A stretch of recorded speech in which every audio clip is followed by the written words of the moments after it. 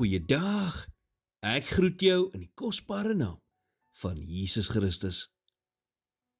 In Augustus 1806 het 5 Williams College studente in 'n veld vergader vir een van hul 2 weeklikse gebedsbyeenkomste, toe 'n donderstorm hulle gedwing het om skuilings te soek in 'n nabygeleë hooimeet. Samuel John Mills het voortgegaan met gebed en sy las gedeel dat die evangelie na die buiteland gestuur moet word.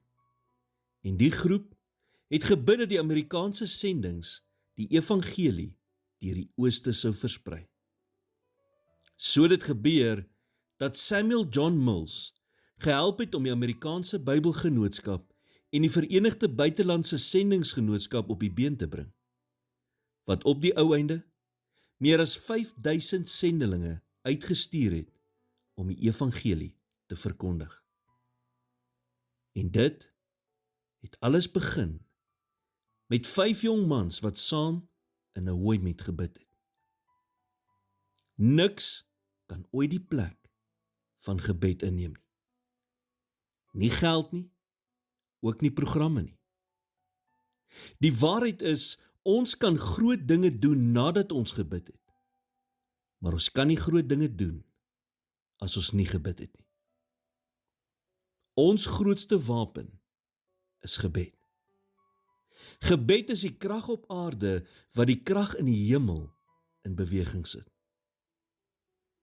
Gebed is veronderstel om 'n lewe van voortdurende kommunikasie met God te wees. Dit moenie net iets wees wat jy doen nie. Dit moet deel wees van wie jy is. Jesus het vir ons 2 belangrike dinge oor gebed geleer. Eerstens het hy ons geleer dat gebed 'n gewoonte moet wees. Hoe het Jesus geweet wat die Vader wou hê? Hy het 'n gewoonte daarvan gemaak om te bid. Lukas 5 vers 16 sê, maar hy het hom altyd weer in eensame plekke afgesonder om daar te bid.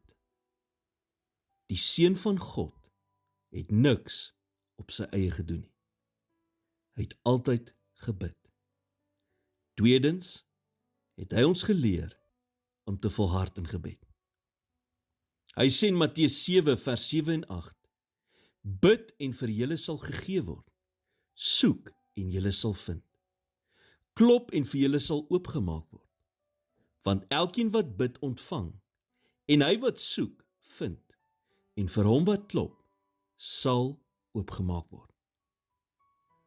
Hoe ontdek jy die krag van gebed? Jy begin net bid. Here, vergeef my vir die kere wat ek gebed as 'n laaste uitweg beskou het, in plaas van my eerste reaksie. En wanneer my gebede klein, swak of ongesiens voel, herinner my daaraan dat U 'n God is wat berge versit en in areas van my lewe werk waar ek dit nie eers kan sien nie. In Jesus naam bid ek dit. Amen.